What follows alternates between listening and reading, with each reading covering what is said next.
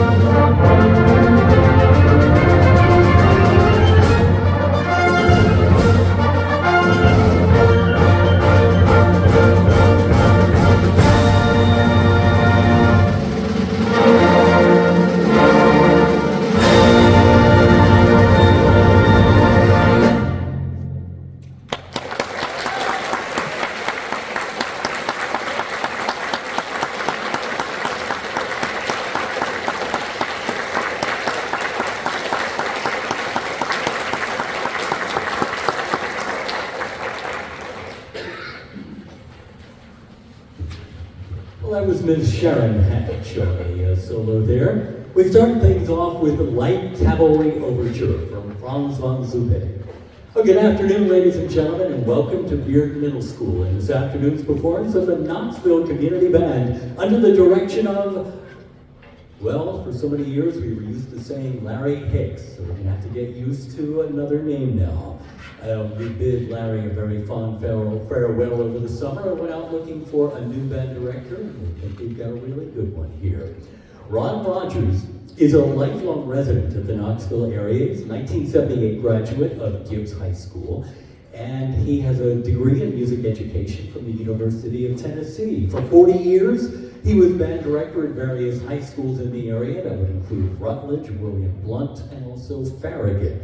He was interim director of band and professor at Carson Newman University, and he served as a president of a number of different organizations: East Tennessee School Band and Orchestra Association, the Tennessee Secondary School Band Directors Association, the Tennessee Music Education Association, and the Tennessee Band Masters Association. He's also been inducted into the East Tennessee School Band Directors Hall of Fame and the Tennessee Bandmasters Hall of Fame.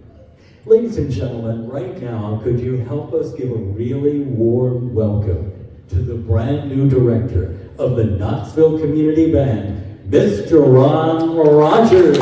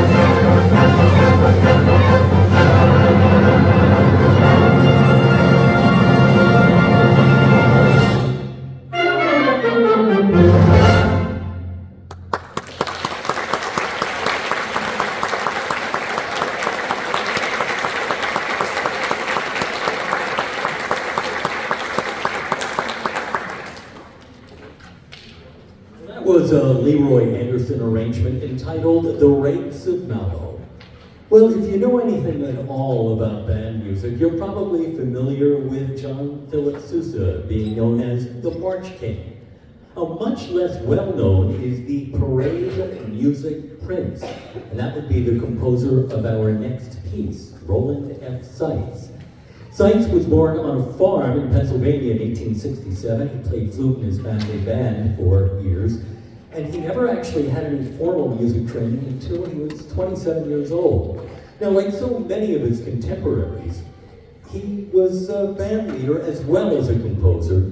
And this next piece is probably one of his most famous. Matter of fact, it's probably a lot more famous now than it ever was while he was alive, at least in some quarters. Now, the piece we're about to hear is played by the marching bands of the University of Texas, Texas Tech, and the University of Nebraska at every single home football game. Now, to direct March Grandioso, would you please welcome back to the podium the Assistant Director of the Knoxville Community Band, Mr. Joel Tillman.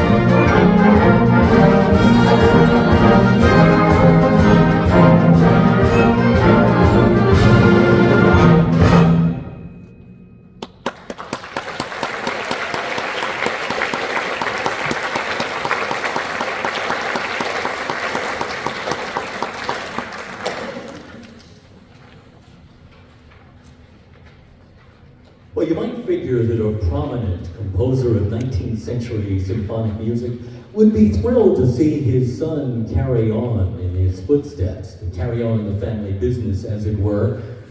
But when Johann Strauss found out that his eldest son was secretly taking violin lessons with the first violinist of his own orchestra, no less, he was enraged, and he thought that he would literally beat music out of his son. Well, Strauss was keenly aware of the rigors of a musician's life, and he wanted to spare his son Johann Strauss II from all of that, and he wanted his son to be a banker. Thankfully, the future waltz king was not so easily dissuaded. Now, this is one of Strauss the Younger's more energetic pieces, and if you have any doubt about that, while listening, try imagining yourself dancing to the Thunder and Lightning Polka.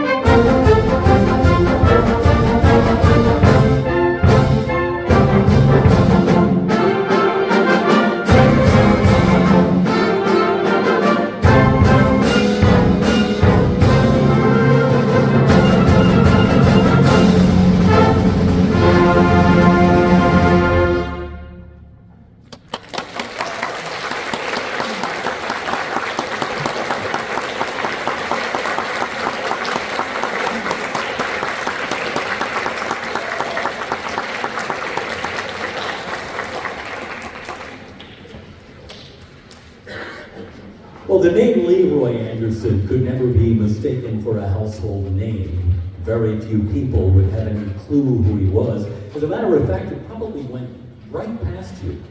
This isn't the first time his name's been mentioned today, but few people could tell you who he was or what he did.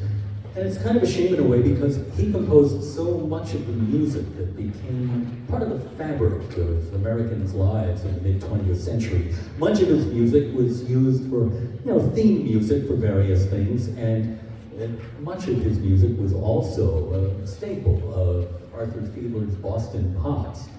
Anderson, by the way, does hold one particular distinction, and that is that he composed the first piece of instrumental music to sell more than 1 million records in the United States.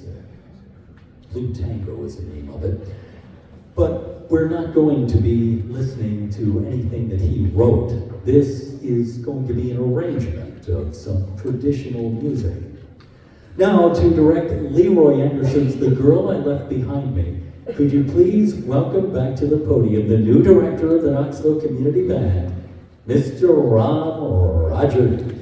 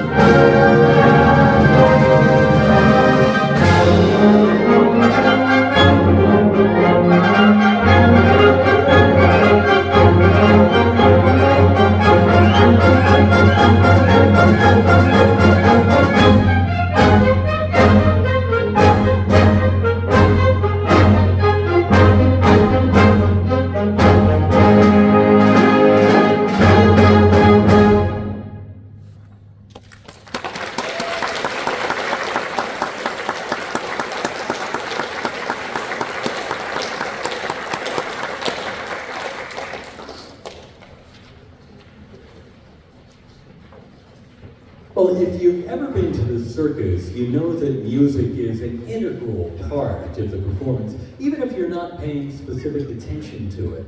It really is critical to setting the mood, whether it's for a death-defying stunt, or the antics of the animals, or the silliness of the clowns.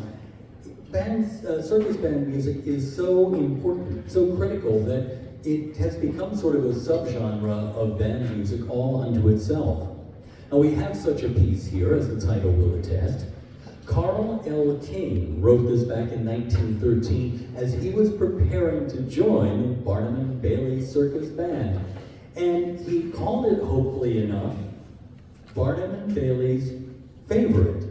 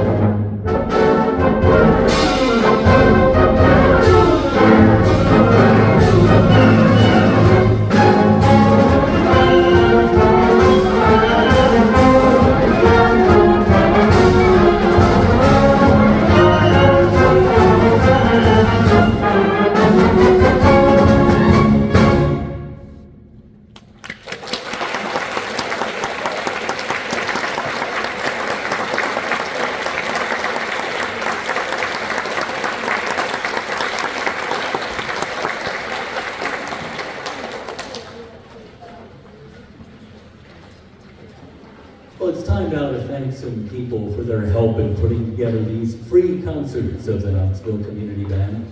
The Knoxville Department of Parks and Recreation has sponsored the band for years now, and we really appreciate all their help and sponsorship over the years.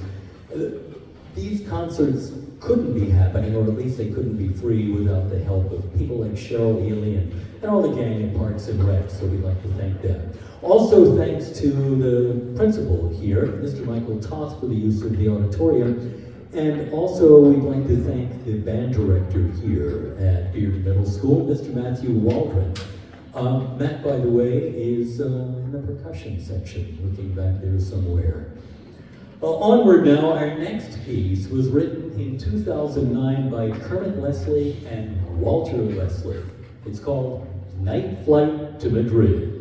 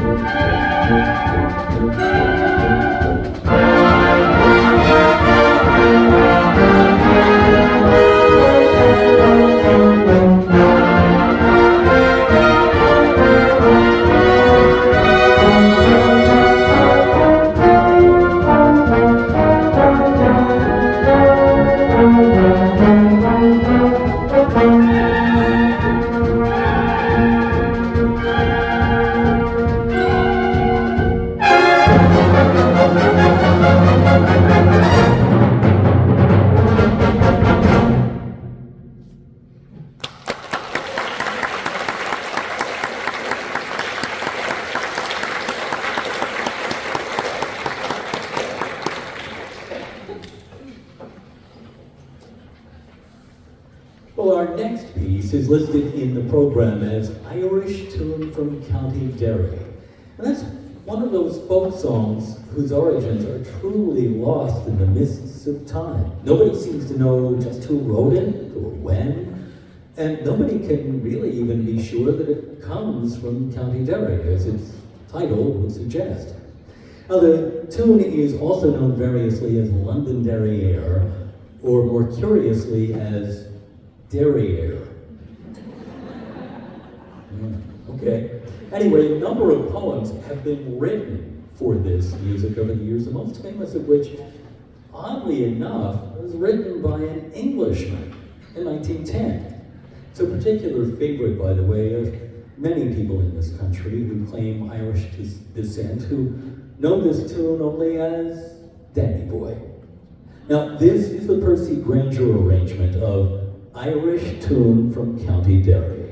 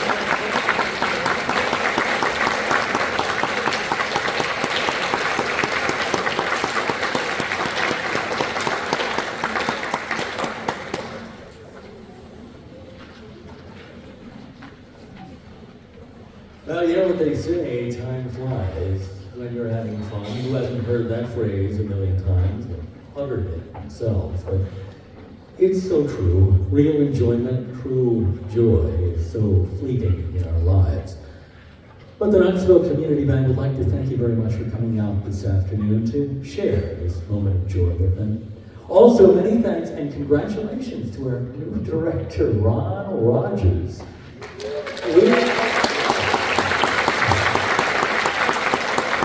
We are looking forward to so many years ahead. Wonderful live music for East Tennessee. Another thing we look forward to is seeing you at the annual Christmas concert. That's going to be coming up Sunday, December the 8th at 3 p.m.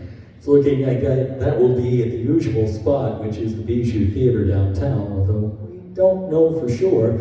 But if you go onto the website, knoxvillecommunityband.com, you'll find out more about it. You can also see past performances of the band. That's knoxvillecommunityband.com. Once again, that Christmas concert is coming up Sunday, December the 8th at 3 p.m. We'd love to see you there. It is the best way there is to get the Christmas season off to a wonderful and really meaningful start. Also down the road, don't forget the Rossini Festival. Don't know exactly when that's going to be, but sometime late April of 2025. We'd love to see you there. Of course, all performances of the Knoxville Community Band are free and open to everyone. Time now for the curtain call. This is a John Wasson piece entitled, well, Curtain Call.